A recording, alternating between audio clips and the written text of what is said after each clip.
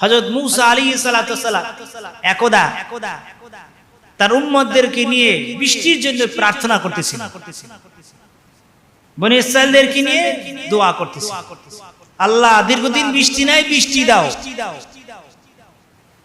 দোয়া করতেছেন কে? নবী, পয়গম্বর, যিনি আল্লাহর সঙ্গে কথা বলেন, হযরত মূসা কালিমুল্লাহ।